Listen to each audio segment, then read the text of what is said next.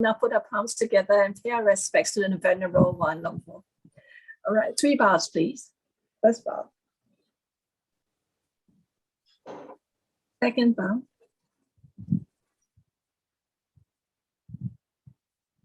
Third bow. Okay, Luang Por. Over to you, Luang Por. So meditate for half an hour? Yes, please. Sound like a plan? Yep. Okay. Meditate for half an hour.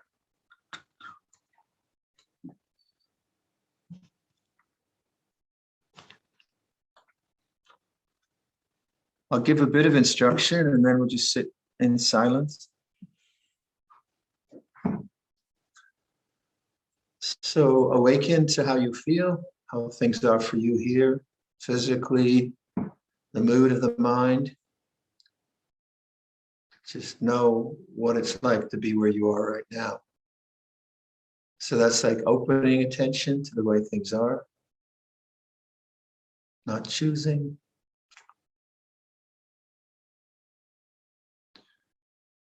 And then choose sound. And let the sounds come to you. If it's silent, okay. If there's the sound of birds or air conditioner. And as you pay attention in this way, notice the silence of attention. The silence of knowing.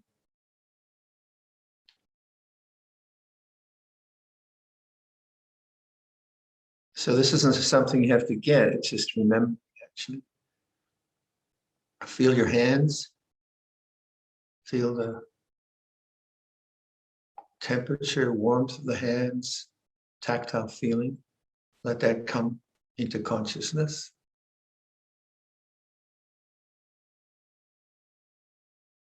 Notice the silence of the mind. The silence of awareness.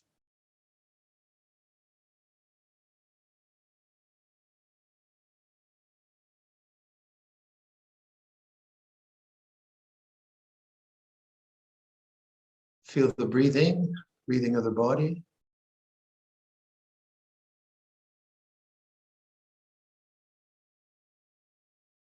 Notice the silence of awareness with one in-breath.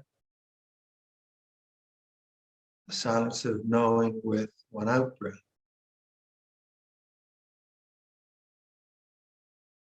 So it's a very receptive attitude. Non-becoming, non-resistance, just the way it is.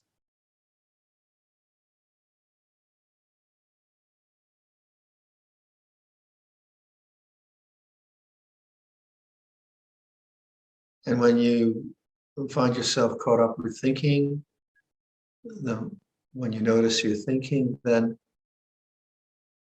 realize that presence never went anywhere. There's always a sense of presence. So return to this sense of presence. By just knowing the breath. So don't try to get rid of thought or analyze it, it's just a part of nature. So let's meditate quietly with that.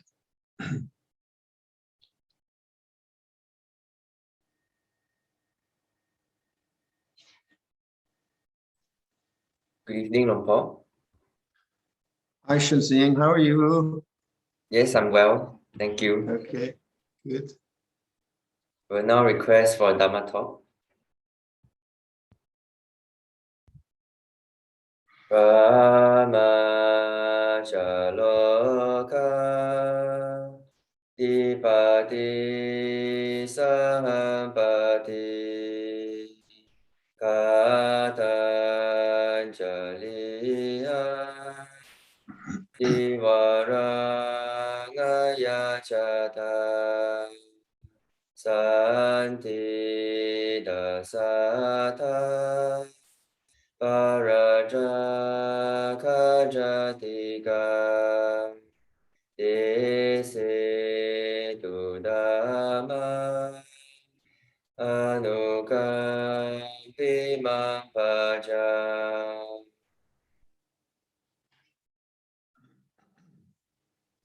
Namo tassa bhagavato arahato samma sambuddhassa. Namo tassa bhagavato arahato samma sambuddhassa. Namo tassa bhagavato arahato samma sambuddhassa. Buddhang dhammang sanghang namissami. So hello everyone. Nice to be with you again. Hope you're all well, COVID-free. So what's exciting in the monastery? Well, the meditation hall is going very nicely. And in the natural world, the does are giving birth to fawns right now. So you see the does go off into the tall grass, but there was an extraordinary sight. I didn't see it, but one of the lay friends saw it.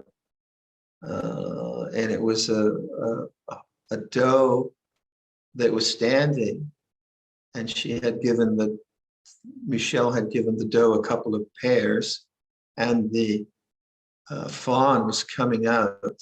See the legs of the fawn outside the body.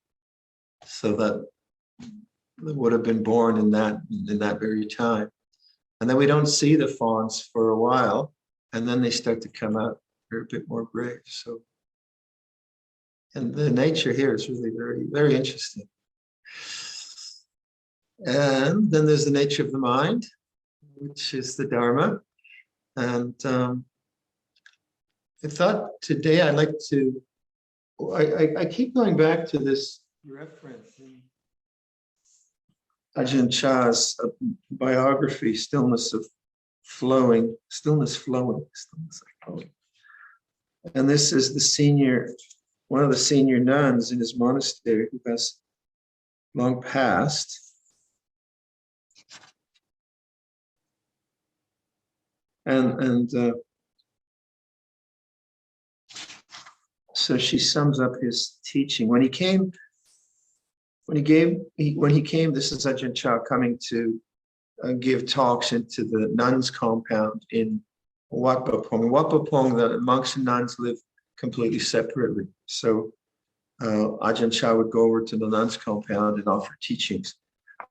And I read this, I think the last 3 times, but I think it's a kind of, for me, it's an interesting summation of where she felt Luang Por Chah was teaching from. When he came to give a talk, if there were a lot of newly ordained mechis present, he'd speak on a basic level, but not arguing, contending, knowing the meaning of the precepts. So that's sila, isn't it? The life the social life that we live. So for lay people, it would include all the things about right livelihood, right communication, responsibility to your children, to your workplace, to your environment, rule of law, keeping your books balanced, not spending too much money, etc., etc. That would be all of that. So there's a lot to think about that. He'd speak on a basic level.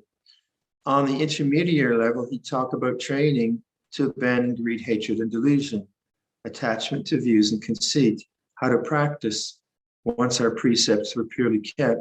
And that's, of course, our emotional world, the world of our likes and dislikes and our emotional habits and the negativities we have and the strengths we have. So all that, the inner world that we all struggle with, and hopefully we get better at being, not being overwhelmed by it or being more and more peaceful, psychological level. So we could talk a lot about that. On the highest level, he talked about what you'd see and what you'd experience when you practiced. He talked about the purpose of becoming a nun, about the highest goal of the monastic's life. He would talk about nibbana and anatta, and there being nothing worth attaching to. Sometimes you might ask an older mechi, do you know what the state of your mind will be at the point of death? He taught us to know and this is the line I keep coming back to. He taught us to know the knowing in the knowing, not the knowing of heat and cold, of pleasure and pain, of day and night, but the knowing in the knowing. So since I've been a monk for a while, obviously the latter part is the most interesting for me. But and so I'd like to comment on that again, but keep in mind that my early years of monasticism were not very refined. It was more like survival of the raging mind with its doubts and its greed, hatred, and delusions. So there is a lot to be said about just enduring some of the mental formations and emotional formations we all experience when life is not how we would like it to be, when we can't fulfill our desires. So there's certainly that.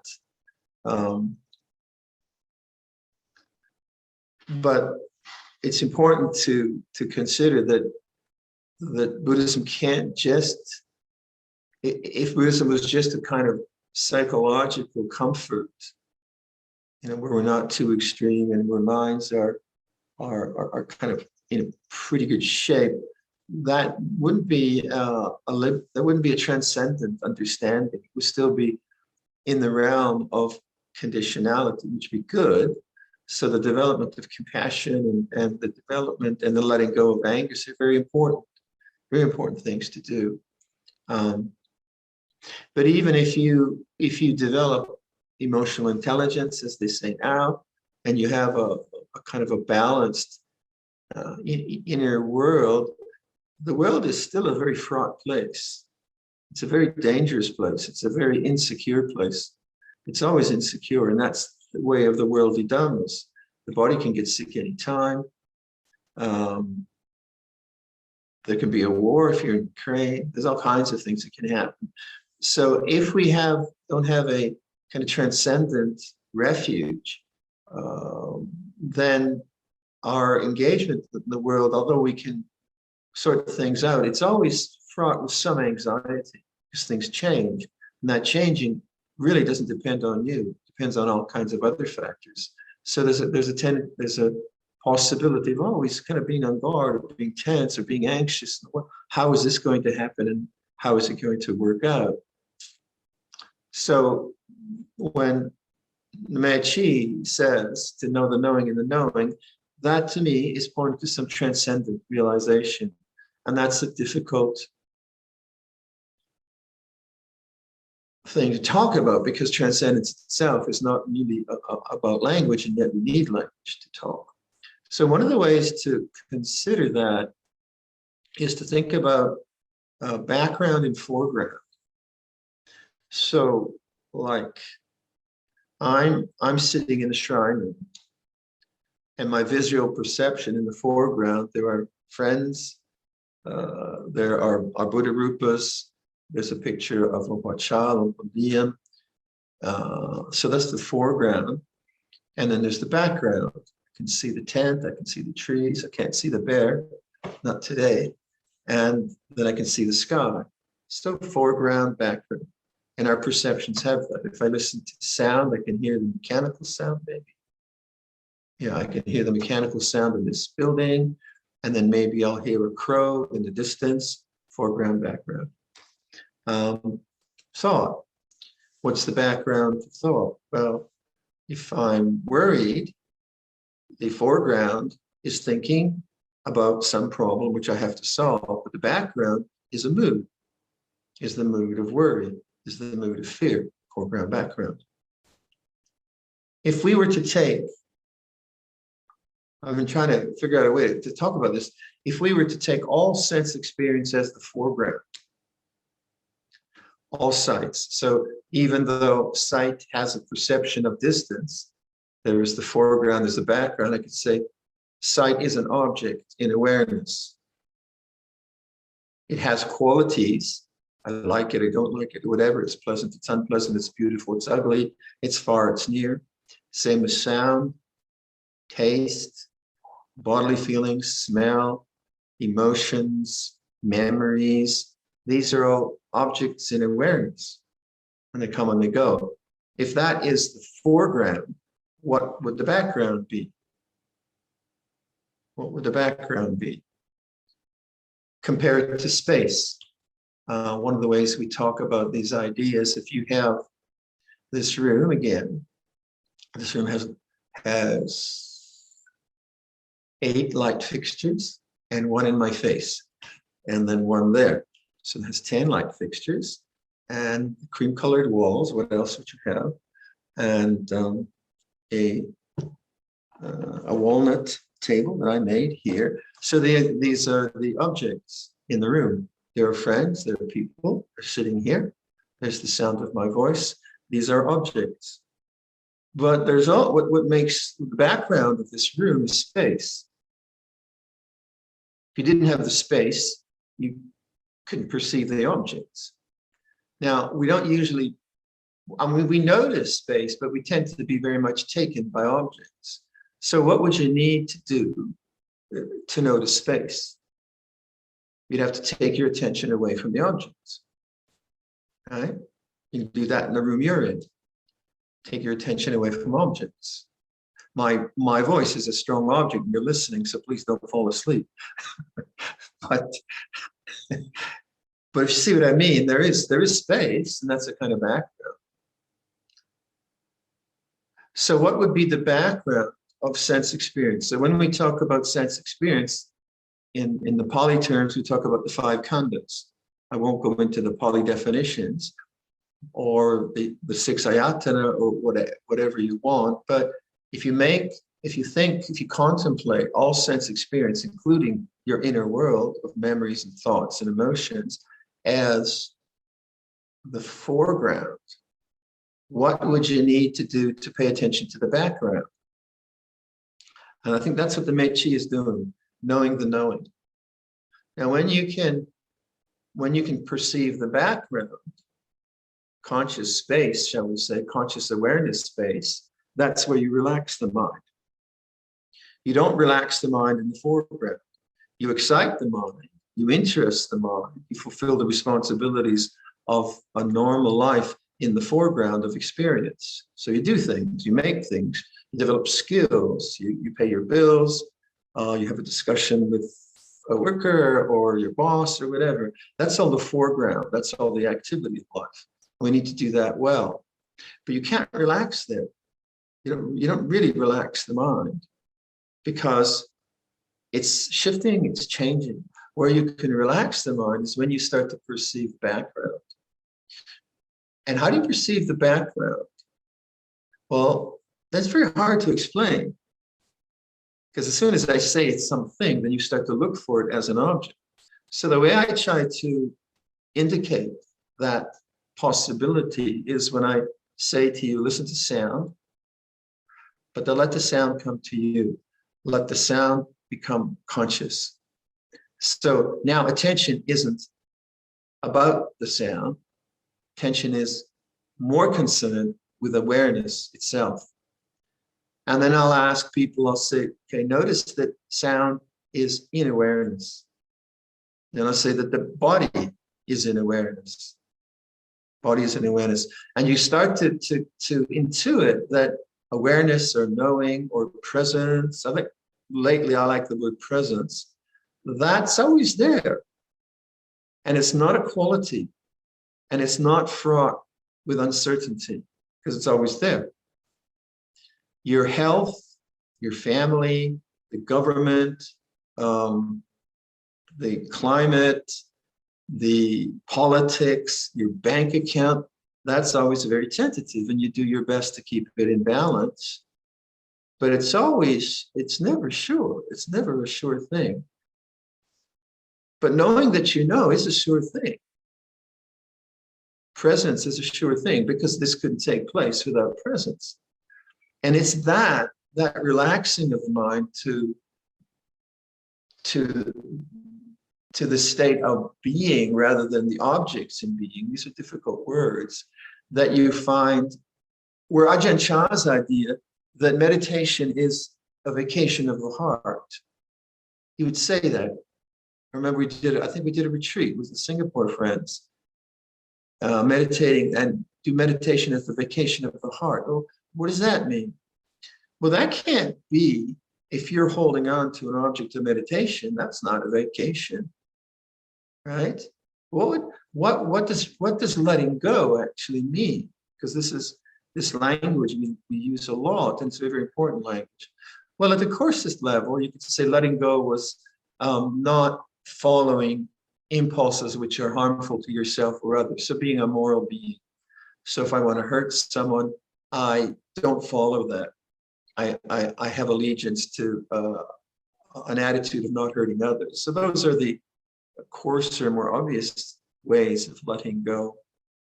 If I'm addicted to peanut butter, I give up peanut butter. These kinds of significant things that we do, but that's really not transcendent. It's just streetwise to take care of yourself and not to get lost in negative emotions and so on. So the basis of Buddhist practice is living a good life, because what really compels us to be caught in the foreground of experience is greed, hatred, and delusion. And greed is always about an object. Hatred is about an object. Delusion is about ego and self, narcissism and worry and self-doubt. And the object is me and thought and all of that. So greed, hatred, and delusion, or tanha, or craving, we have different ways we talk about that, pulls you to the foreground of objects, pulls me to the thoughts and emotions. And my attention is constantly preoccupied with the foreground, with objects, with emotions, which isn't necessarily bad. And it's necessary to do that. I need to watch the ground when I'm walking, and I need to make sure that I don't walk into a wasp hive, and et cetera, et cetera. So the foreground is important, not dismissing it. But is that all there is? Is that all there is? And what is the Buddha's realization speaking to? There is the unconditioned, the uncreated, the unoriginated, the unborn, nibbana, peace, the island. What was that about? Well, it can't be about the foreground. It can't be about sense experience, because sense experience is just, it's not reliable. It's uncertain. We keep coming up with that language, and we don't own it. We don't really own our sense experience. We inhabit and witness through these sense doors. But if I owned any of my emotions, I just say what I want. Well, I'll have grumpiness today, and tomorrow I'll have joy. Thank you very much. It doesn't work that way. Grumpiness comes and joy comes. Now, there are factors that can be the causes for joy, compassion and generosity, and that's in the natural order of things. So a life lived, which is compassionate and generous and caring, is a life which isn't so addicted to the foreground. It doesn't really need much. A life of generosity and caring, and so it has a kind of lightness and openness and joy to it. And from that joy or well-being or self-love, I would say, that you appreciate your own being, there is a kind of freedom then to contemplate, well, what is the background? And this is the deeper ideas of letting go. People will say that, like, they think sometimes that letting go is not feeling anything, but that's not it. You feel things, you're an emotional being. But when you feel irritated by something and you see, well, that's an object in awareness, and you make the reference, knowing the knowing. Now is the knowing. And you open your mind, then that's letting go. It's not attachment. If the emotional valence or power of the irritation is powerful, then you feel that in the body. But your reference now is no longer trying to sort out everything, your emotions, and through analysis and through thought and through discussion and more ideas. That won't do it. It'll do it to a certain extent, but thought is not transcendent. Thought is not peaceful. Thought is movement. Thought is necessary. Thought is necessary. So when you find yourself thinking, and your thoughts, like, let's say you have a memory. Monica asked about memory last time. A memory comes up, you read something about someone you don't like, maybe, and let's say you get some kind of information about someone you don't like. And that information said that this person's a really good person. but you don't think so. Your emotional response to that will probably say, that's not true. I don't like this person. So that comes up naturally because of the conditioned mind. Now, what do you do with that? Do you then say, I shouldn't feel that way, or it's true? Any kind of discussion, inner discussion that way, still just with the foreground. It's not with the background. But if you notice that this is inner awareness, this thought is inner awareness, know the knowing, your mind opens to the transcendent, which is peaceful, which is energizing, which brings a lot of confidence. It's not an experience that's built up. It's something that's noticed and intuited and understood. It's more about right understanding than an achievement. It's not an achievement. Not an achievement at all. It's just a noticing, yeah. And so the exercises which I kind of have always found helpful is, first of all, and I keep saying this, is that you choose something very, very neutral, and then you listen, like sound, very neutral sound, nothing big deal, and you just allow the listening. You put more emphasis on the listening than the quality of the sound. If you're driving a car and you start to hear the gears grinding, you're concerned about the quality of the sound because your car is in trouble. Yeah, that's necessary. But not dismissing that, but saying, well, is there an alternative way of kind of contemplating what is possible in the human mind? Well, that's where you emphasize the listening rather than the sound. So in listening, just listening, allowing sounds to become conscious, you start to emphasize this knowing sound. And you see, oh, knowing, I know that I know. Okay, what's that about? It doesn't matter about the sound. Then you play around with your body, say your body feeling, like just the pressure of your body on the seat, say, on your cushion, your meditation cushion, on your chair. And you just allow that to become conscious. And this takes a silent kind of inquiry. And there's a kind of silence in inquiry, which is not the silence of suppression. You can suppress thought by focusing on something else, absorbing into something else, or you can inquire. You can silently inquire and look. And that's the silence that I think is most fruitful. So the silence of just noticing your body sitting on the chair. So I notice it. And now, but I'm not making a comment about the quality of that physical experience. It's just, oh, there's the knowing of physical experience. And you start to notice that's the same knowing that knows sound. I do that with smell. I do that with emotions. That's more difficult because emotions just trigger thought. They just run, don't they? And then you become skillful at knowing emotion as emotion. So this person that you read about, you see the memory comes up, a negative memory. You don't like that person, but you don't go to judgment or trying to get rid of it or trying to figure it out or running with it. You say, oh, yeah, this is in awareness too. Emotion is in awareness. So you're emphasizing awareness all the time, emphasizing awareness.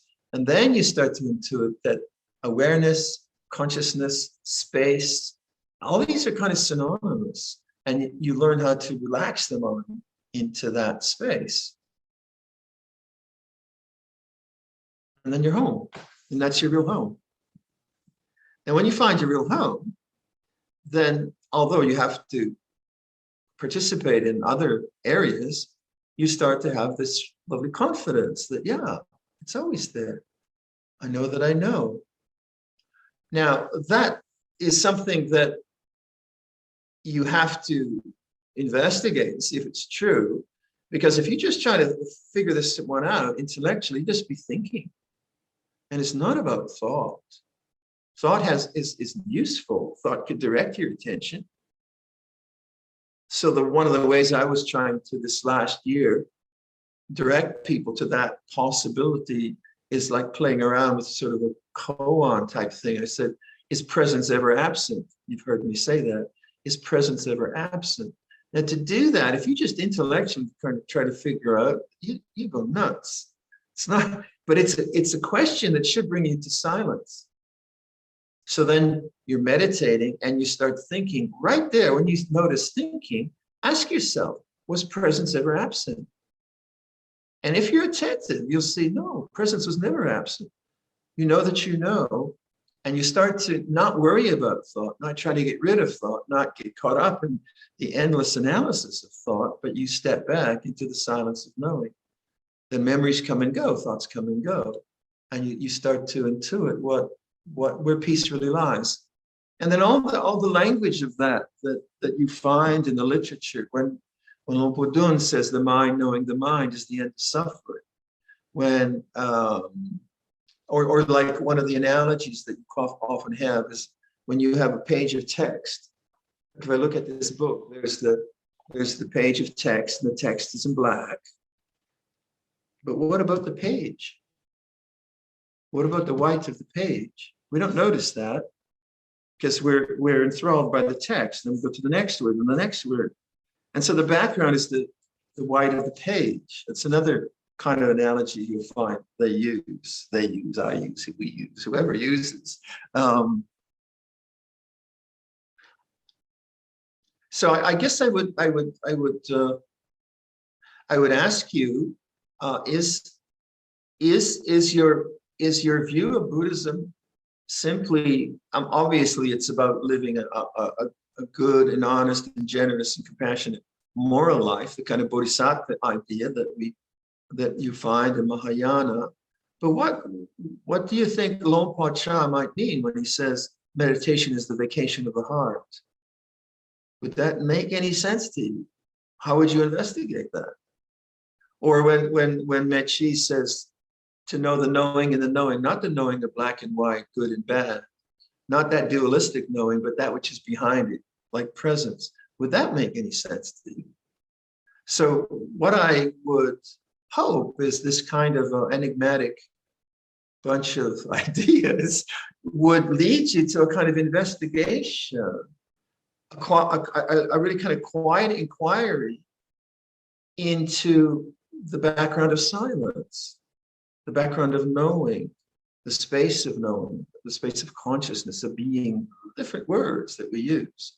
And to see that the foreground, the endless trying to sort out, like trying to be a perfect person is hopeless. You know, I like give it up, Viradhammo. and yet you can be self-critical until you die. You did it wrong. And what is that about? That's the foreground. Which isn't to say that you go around robbing banks and hurting people. That's not it either. But to see that trying to get your emotions perfect, that you're always compassionate, and you always have upekkha, and that every response in life is perfectly adequate and timely, is a bad movie. But it's not real life. Real life is that you say stupid things, and you get grumpy, and you write emails which are then horrible, and you regret them, and I think that's real life. And you do your best, and actually when you abide in the silence of the mind, you do better and better and more skillful. But to always be caught in some kind of perfectionism or self-judgment or judgment of others, it's the foreground. It's the foreground of thought, of greed, hatred, and delusion. So greed, hatred, and delusion or craving, they drive you into experience. They pull you into experience. They repel you from experience. And experience is good, bad, and indifferent. Hopefully you all have a great experience tomorrow. May you have a good day. But is there something which is larger than experience, larger than the khandhas or beyond the khandhas? Is the Buddhist teaching just that the khandhas are anicca, dukkha, anatta? Is that all there is? Is it just that? Is it just kind of a nihilism? Or did the Buddha actually realize something? In Ajahn, in this book at the end, one of the Western nuns asks Luang Por Chah, well, what about listening to Bach and Beethoven? It's really spiritual music, very beautiful.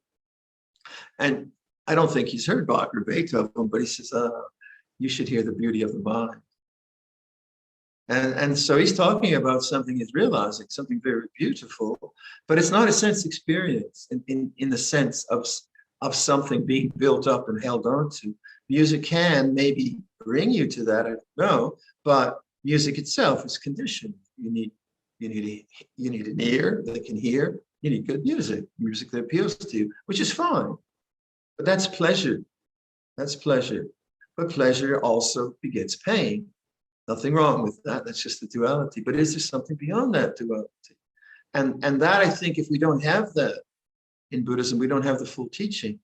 That's why Luang Por Sumedho's teaching to me has always been based upon that statement. There is the uncreated, the unoriginated, the unborn, the deathless. That's why he named Amaravati, the deathless realm.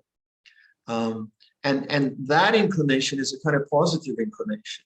The other, the via negativa, the kind of, it's not this, that's important too. It's not thought, it's not emotion, it's not sense experience. So you get sense experience and do the best you can, live a good life, but then you turn your attention to the mind knowing the mind. That's a more positive inclination. It's a kind of direction. Silence is a key. When I ask you to listen to sound, you just do that like a millisecond, right? You notice the silence of knowing, correct? Because you're paying attention. You're not like concentrating. You're not trying to hold and suppress thought, just noticing something. Just noticing something. And that's the silence of inquiry. So when you use the silence of inquiry to say, well, I know that I know, and abide as that, and wait for nothing, then you begin to intuit your ruho, which is the space, the silence, the knowing, the emptiness of the page as opposed to the print on the page. All right, I'll leave that for your reflection. Andamayam ovadagata sadhu karang kadama se sadhu sadhu sadhu anumodami.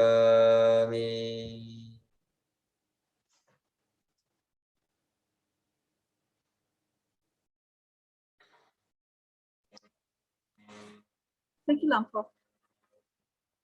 So I'd like to now open the floor for questions and answers. If you have comment or response to Luang Por's question earlier on, please feel free to ask to unmute yourself.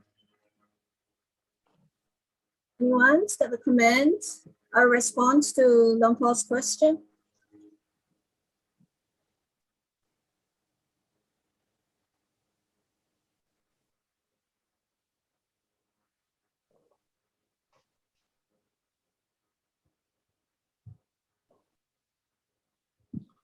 How Yi? Say hello to Su Yi for me. Wish her well for me. Thank you, Luang Por. Thanks. Actually, she felt very validated after receiving, Luang Por, your reply. And actually, for that day, she felt very much better. And I think it's helping her because with your guidance, Luang Por, she knows what to continue doing. Very much appreciate, Luang Por. Yeah, she has that basic insight. So now it's applying it to these more extreme circumstances. But it's tough. Yeah.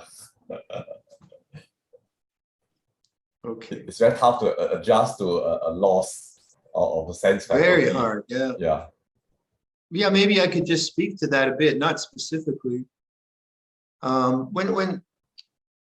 When someone loses something, something profound, like someone gets chronic Lyme's and they can't function, or when they lose their eyesight, or when there is a loss in the family, or there's an unexpected betrayal, and so on and so forth. These are huge losses on the psyche. It's just so psychologically confusing. And one has to realize that the life we live is grounded in a kind of somewhat predictable reality. And when that reality is taken away from us through illness or loss, it's really difficult to adjust. And if one has then had a chance to kind of experiment with this idea of a background as opposed to the foreground, then when the foreground is so fraught with pain and loss and grief, you don't know what to do. You can't sort it out in the foreground. Your emotions are all over the place, and psychologically, you don't have your boundaries or whatever it is. I've been through that once, and it's just so confusing, so utterly confusing. And certainly one just has to endure. But if you've had some sensibility that there is a background even to horror and difficulty and so on, if you've had some sense of that, you start to remember that. You start to remember how to open the mind to not just to the difficulty, but to the space within which the difficulty arises and ceases. It's hard. It's very, very hard. And those are the reminders that I try to give to people, because if you give a reminder to someone who has a deep loss and say it will change or it'll be okay or don't worry, that's not really helpful, because it kind of dismisses their horror. So you have to, I think, acknowledge, yeah, this is horrible. This is very, very difficult, and that's helpful. And then I think for me, what I try to advise is, can you get a sense of space around this? And it might be difficult in the beginning, but if a person has practiced that and kind of has an insight, then there's a possibility of remembering that in extremis, in this kind of extreme situation. If, however, meditation has been a kind of suppression and calming of all the internal noise, and that's the only thing the person knows how to do, and then that ability isn't available, the meditation collapses and falls apart. Why? Because that meditation is dependent on an object. It's dependent on the foreground. So having breath meditation is fine, but what happens when you get asthma? Or they put a ventilator on you? Where's your refuge? Can't be the breath. But if the breath meditation is then pointing to the space and silence, which is the background, then great. Then it's about the background. It's not about the breath.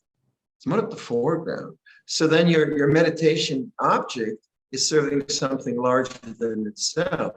But if meditation is just like time out, calm the mind down, which is a good thing, but it's dependent on an object. When the situations are so overwhelming, there's no refuge. So breath meditation is not a refuge. It is a good tool, a brilliant tool. The Buddha taught it, anapanasati, but it can't be a refuge. So what would refuge be? So does the meditation, does it serve refuge, or is it just something to pacify the mind? And Ajahn Chah's sort of simile of that was, if you do meditation and you're just suppressing things, you might get calm, but he said it's like putting a rock on the grass. Put the rock on the grass doesn't grow. Take the rock off, the grass grows again. That was the image he gave. So hopefully your whatever meditation you do serves that your meditation can segue into normal life very easily. To me, that's an indicator of good meditation, that it can move into complexity and into other kinds of responsibilities, because you understand that this background, you can always refer to that, relax to that. Whereas if meditation is one thing, and then complex social life is another thing, that to me is going to be very liberating. It'll give you some pause, yeah, and you'll probably be more mindful for the first half hour, but maybe not for the next, So does your meditation just move quite fluidly to the next experience, And if it's about the background and the foreground, yes, it should really serve. Like, I find, like, if I meditate quite a lot in the morning, that really helps me in doing carpentry and doing furniture making. It really does. So it's not like meditation isn't separate from the complexities of life. That is something I thought was true way back, because I could do things and then pacify the mind and be complexity of my emotions and fears and all of that. Ooh, that just came up into the surface, and that was important. I need to pay attention to that. Does anyone ask any questions? Have we got a hand? Okay, shall we? I don't know, I was just giving thanks. Okay. There's Shri. Hi, Miri. Unmute yourself. There you go. Hello, can you hear me? I can hear you. Hi, How are you? I'm at a holiday house, so the connection may not be very good, but Okay. it was just really just was to comment that somehow as you were talking and there were birds hopping around, and that I'm asking a question, David. Yeah. Extra coffee. Yes, I'll have extra coffee. He's asking if I want extra coffee. So, yes. Viradhammo. Yeah. Sorry. Hi, David. It's David's from part. There's a group of people. So anyway, Okay. it's just beautiful fairy wrens and everything hopping around. So with the nature, so I could really resonate with the. We don't have any bears here in Australia, but just going back to I really love the teaching of the. I love that how you talk about the foreground and the background. Just how that was just. I just wanted to comment on just how helpful that is. Just and Great. So do you mean that the background is actually to all the sense experience is that sense of presence, that silent awareness, and that's so you try to make you don't try to make the background the foreground, because that's the foreground is all the sense objects, but you try to just attend to it nevertheless. Is that's the idea? Exactly, right. Yeah. So you can see how the language of letting go works there, because you're letting go, you're not grasping another thing called presence. Yes. You're letting go, you become available, and you notice that which is always there. Exactly. Yeah. Yes. What you actually really are. Yeah. Yes. Luang Por Chah would say your real home, or the language of self gets difficult there, because it's always the language of self is kind of individuated and so on. So in the end, in the end, it's not a self-definition, it's a confidence. There's a confidence that comes about by abiding as that, as you're saying, and then you see that is the result. And there's a confidence, yeah, that's the path, that works. And that's what you want to get to. We don't really have to think about it. You just have that confidence. Yeah. It's wonderful. Every now and then it just kind of like clicks in, and it's just like this zing, this all the time, like this resonant. Yeah, it's really wonderful when occasionally when it just it's just permeating everything. It doesn't happen very often, but when it does, it's like it feels. Well, yeah. Well, your livelihood is very intellectual. So you're revving up the old brain cells quite a lot. Yeah. Right. My livelihood is like is different. So accessing that, but I do think that with thought, if you can use that phrase, is presence ever absent, you'll notice that when you're meditating, when you notice thought, usually you're trying to get rid of thought. I've got to meditate more. And that's vibhava tanha. That's the foreground. Mm-hmm. And the assumption is that you haven't been around. But actually, when you really notice, presence was never absent. And then that's the key to letting go of thought. And that's so important, because thought is so pernicious, and it just it doesn't give up. And so there's the struggle with thought, and then you're still in the foreground. Yeah, I'll leave it here. Let other people ask. Okay, Miri. Thank you. Give my best to David. I will. Okay, enjoy the coffee. David. Yes, before we jump to David's question, if David can give me a second, there is a type question here, Luang Por. Okay. Could Luang Por please elaborate on pleasure begets pain, which you mentioned in the talk earlier on?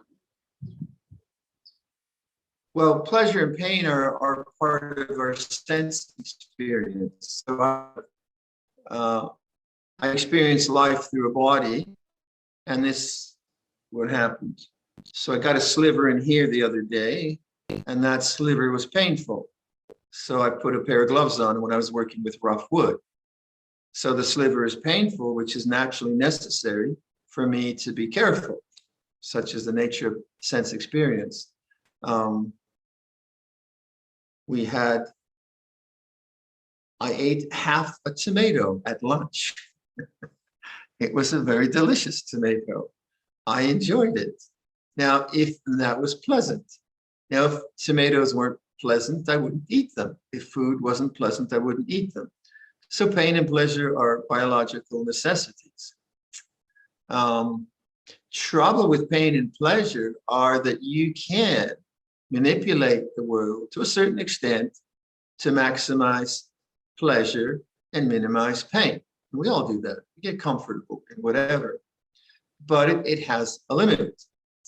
And because it has a limit, and if you think that's the only thing there is in life, the manipulation of the painful and the pleasant, you think that's the only thing you can do, then you're always having to be in the sense realm trying to get it just right, tuning it up all the time.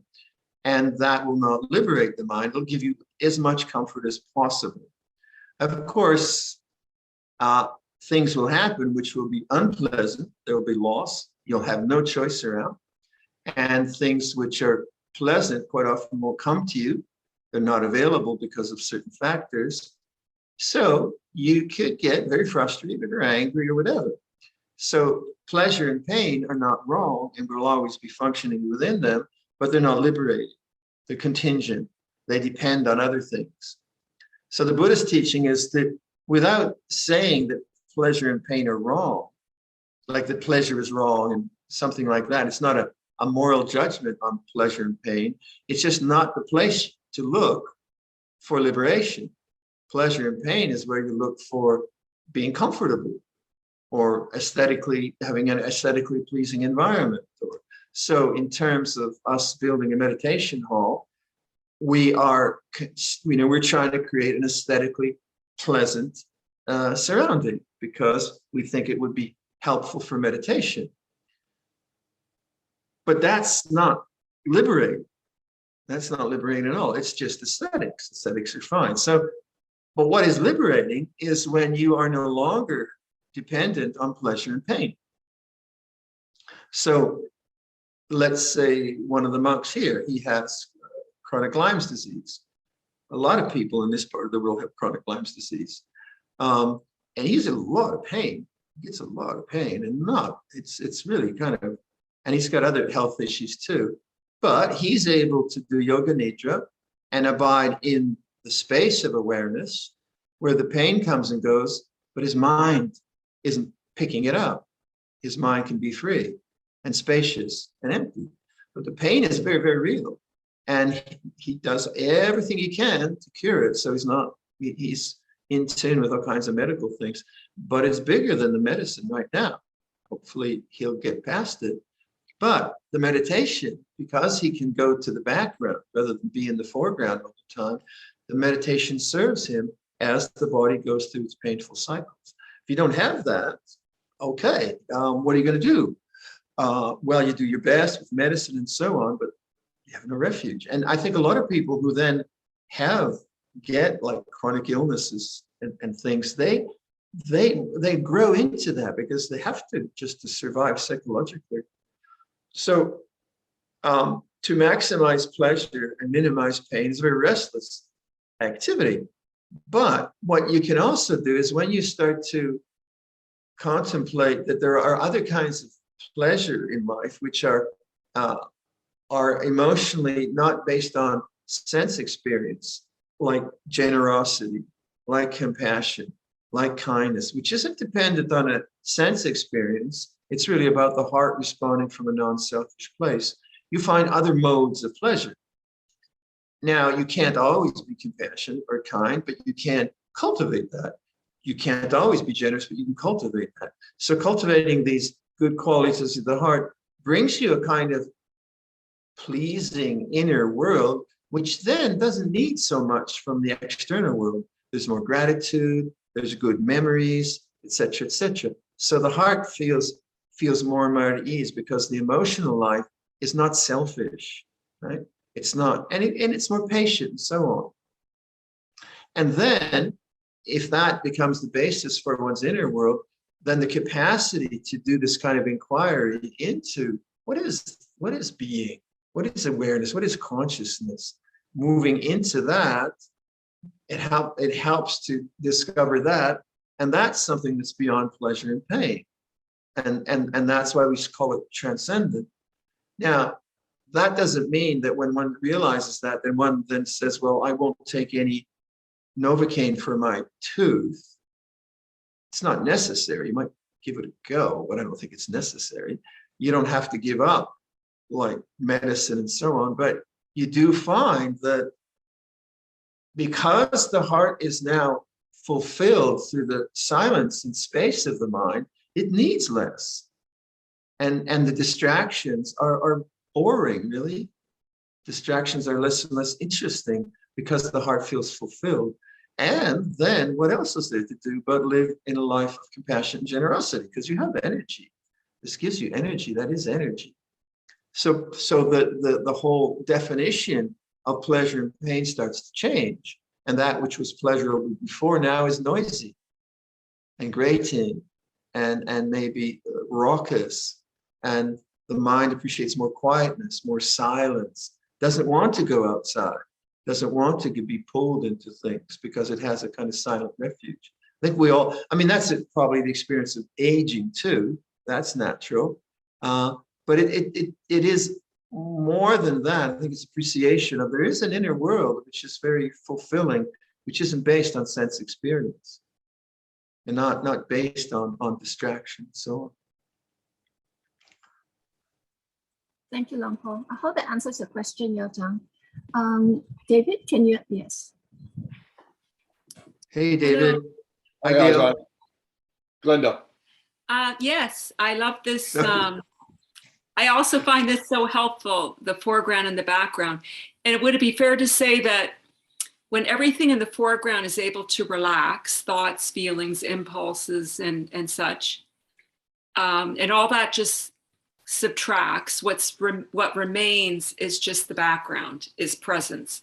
That we're born with it, and it's just what's always there in the background, but we don't have to build it up, or it's just there. It's always there, like essence energy. It's like essence. Would that be fair to say? Yeah, that's one way of thinking about it. And that's it, because it's not born, does not die. Birth and death takes place, but there's the knowing of birth and death taking place, birth and death of egos, say, or whatever. And it's ineffable, it's a mystery. What is that?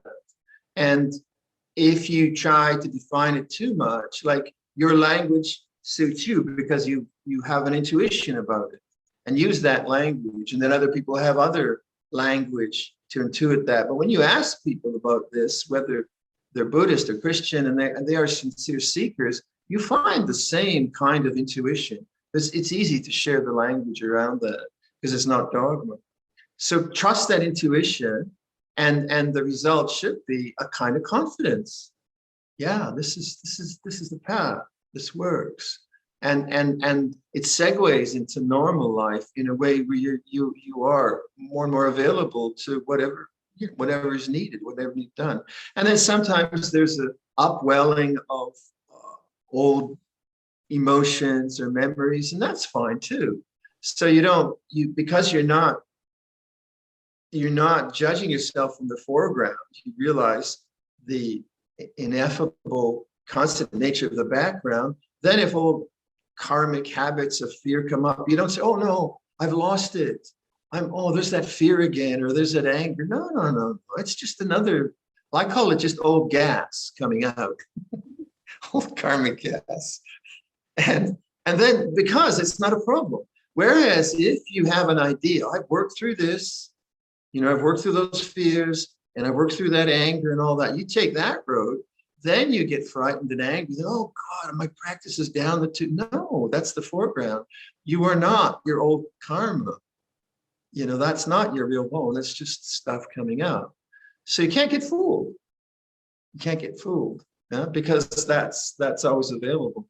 So that intuition of yours, I trust that, and explore that, and then see what grabs thinking, or what creates a strong sense of self, a strong sense of me, either self-doubt or worry, or anger, whatever. That's the attachment to the foreground. And then what would it take to relax that into the space and openness of the background? That's always the ongoing practice we're doing with our particular conditionings and habits and all the rest of it. We're constantly remembering this through the complexities of our emotional life, inner life. All right. Thank you. Yes, that was very helpful. Thank you. Okay, good. All right. There's Karen. Hi, Karen. Hi, Luang Por. Hi. Luang Por, I wanted to ask you a question. I mean, I'm a big fan of your yoga nidra. I think I like lying down meditation a bit too much. Yesterday, I had this interesting experience when I was doing lying down meditation. And as the thoughts fell away, there was this deep sense of fulfillment. And it's interesting because I didn't realize I was sleeping until I came out of it. And it was quite funny because I could hear myself snore. And but I was only able to realize that I was sleeping until I came out of it. And is that your experience in Yoga Nidra, where there's consciousness, kind of like a substrate consciousness rather than a full-on consciousness that actually permeates right through it? Yeah, that's very hard to explain because the sense of self isn't functioning there. And the sense of self is memory. So the usual ways that we compute what happened in the past is through self and memory. And that's not functioning there. So it's like you come out of that and say, wait a minute, awareness is there. And that's a very interesting investigation that's terribly difficult to actually talk about because waking life is the sense of self and time, and that you can compute normally. Dream life and deep sleep, it seems like you're unconscious, but when you take refuge in presence more and more, you get this other intuition happening. And I think all you can really do is allow the kind of sense of being curious about presence or awareness and let any insights come to you, because it's terribly difficult to try to figure out, because then you go to thought.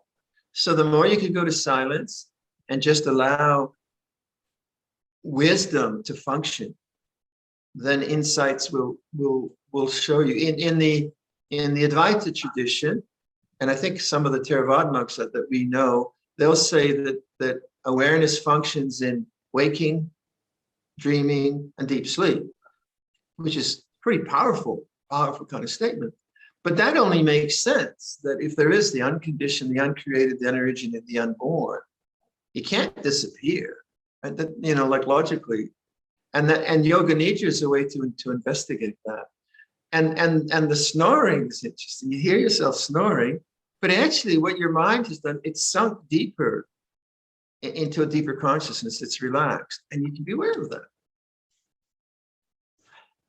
Thank you, Luang Por. I thought I was kind of hallucinating it, so I thought I'd check with you. Well, maybe you were, I don't know, but I can relate to what you said. There's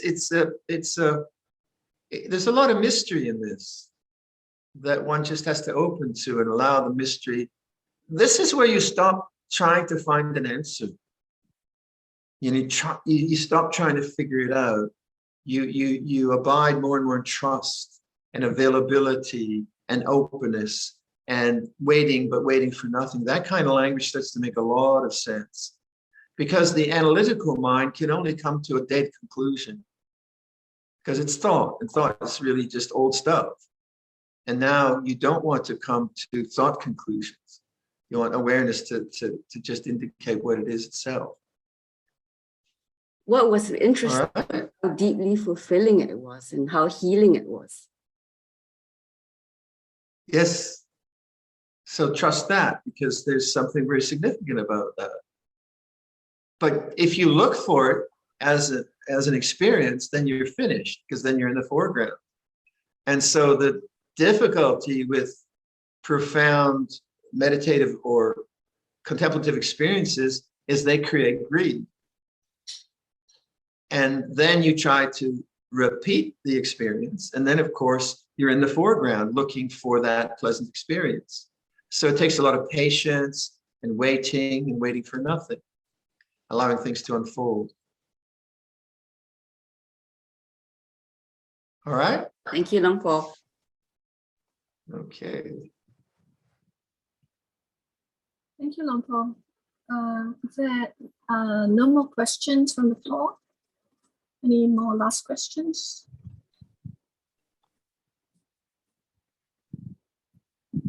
There's a hand. Tuttiyampi.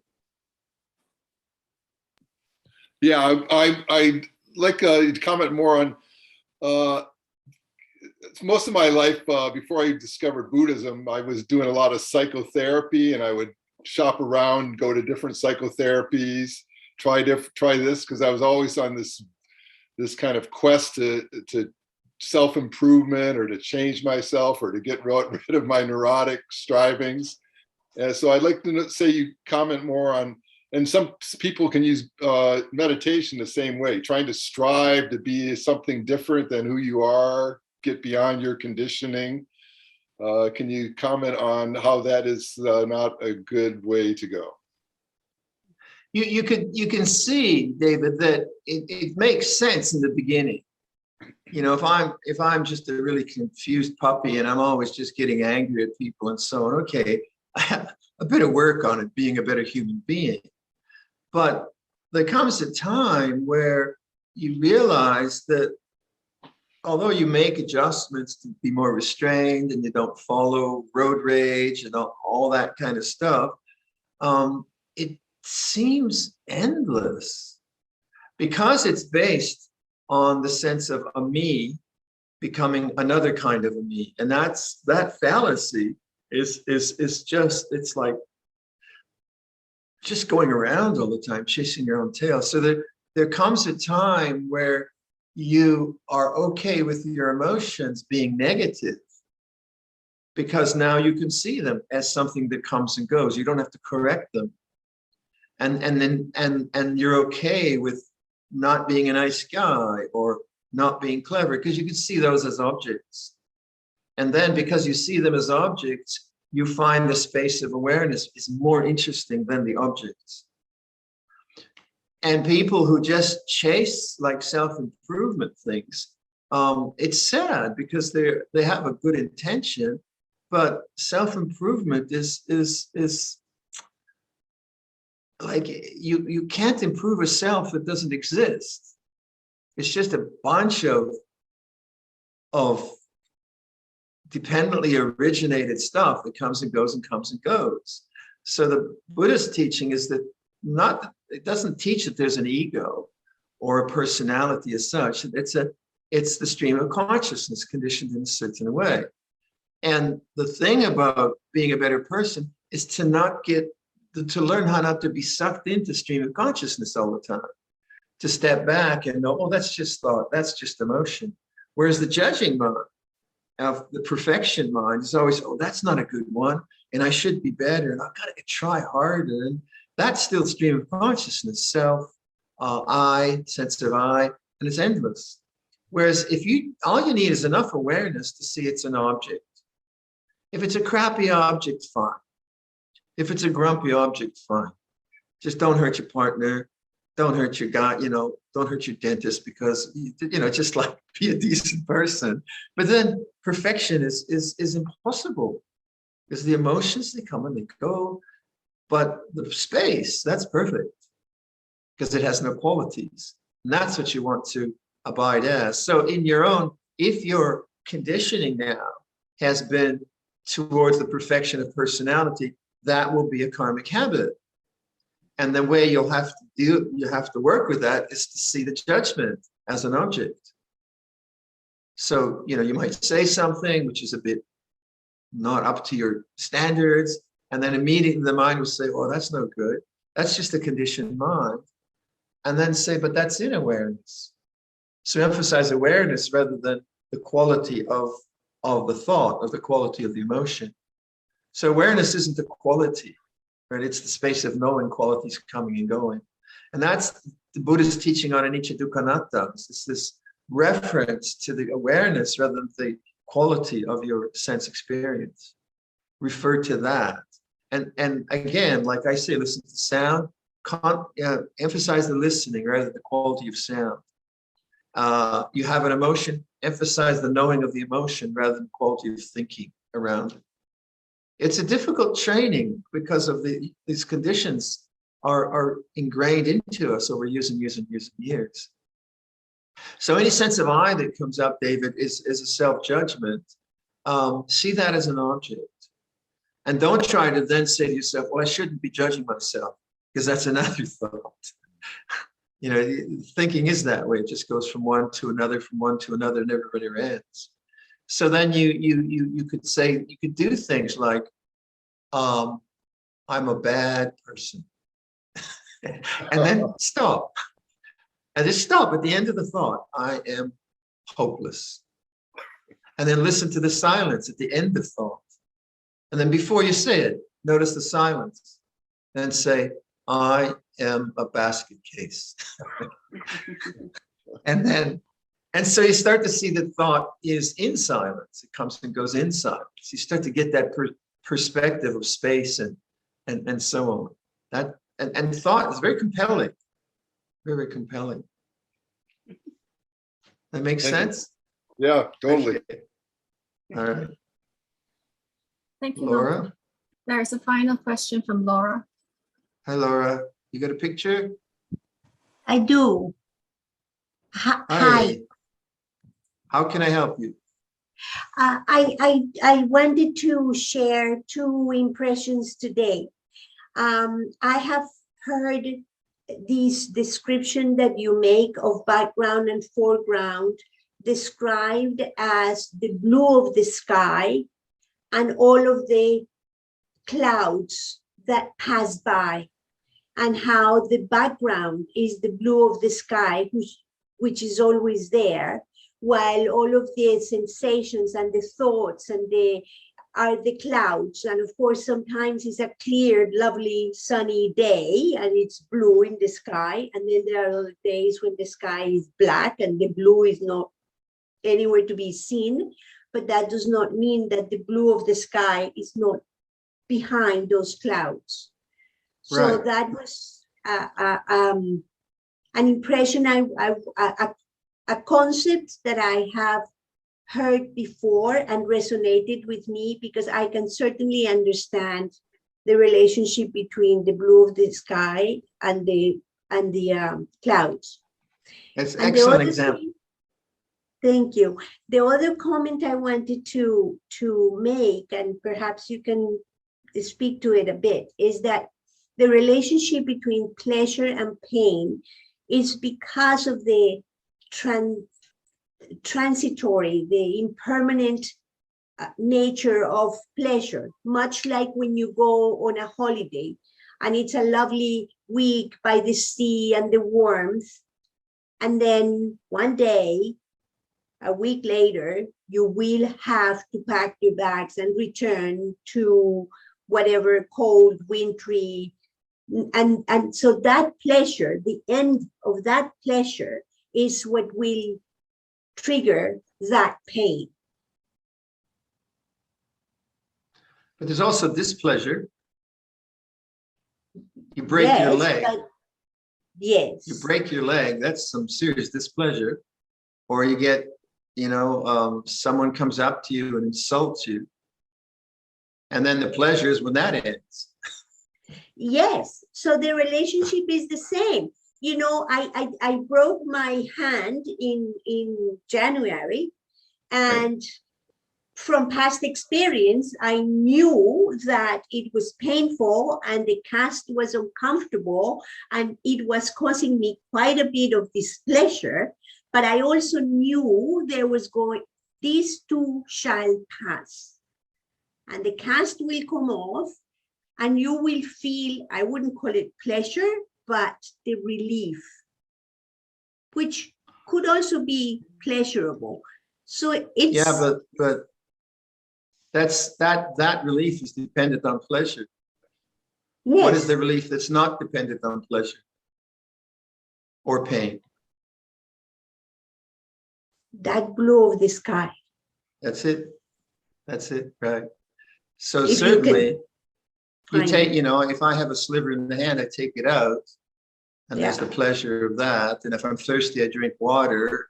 But Yes.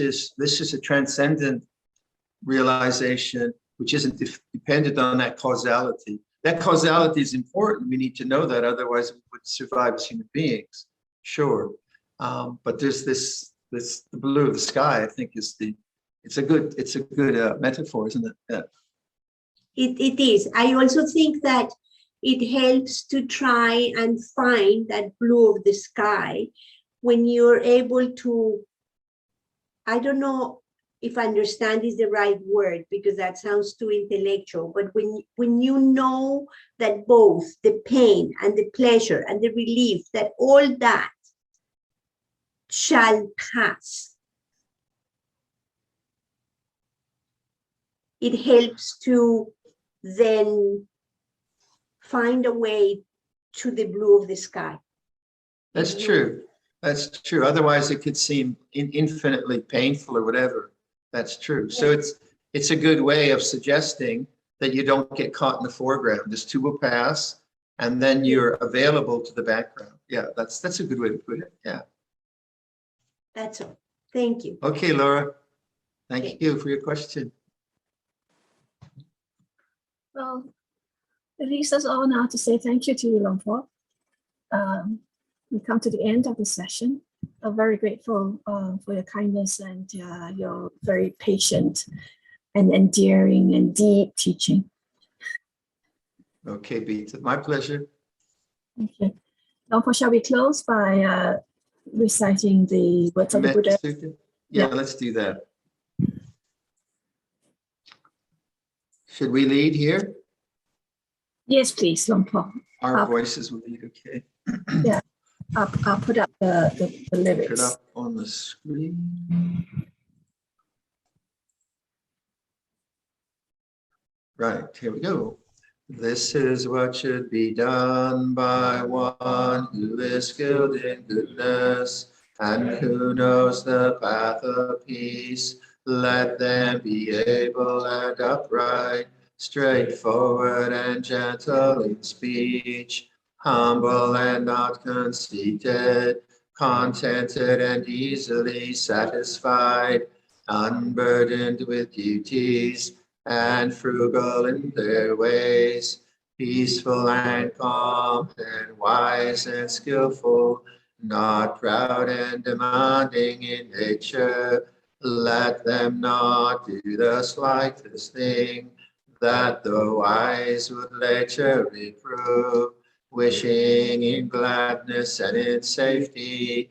May all beings be at ease, whatever living beings there may be, whether they are weak or strong, omitting none.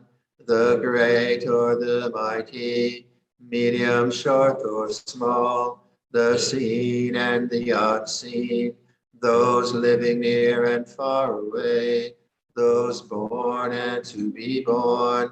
May all beings be at ease.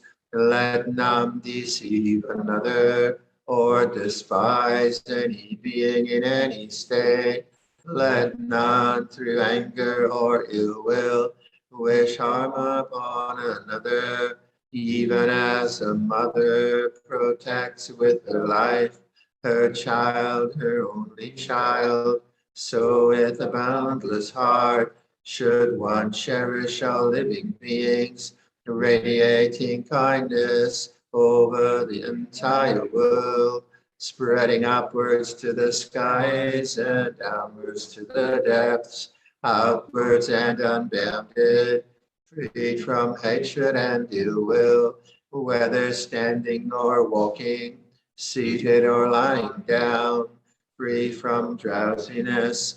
One should sustain this recollection. This is said to be the sublime abiding, by not holding to fixed views, the pure-hearted one, having clarity of vision, freed from all sense desires, is not born again into this world.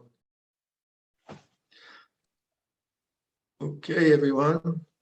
See you. So, brothers and See you sisters, next. we'll now pay respects to Luang Por as he takes his leave and take his teachings with us in our heart and in our practice. 3 bows, please. First bow.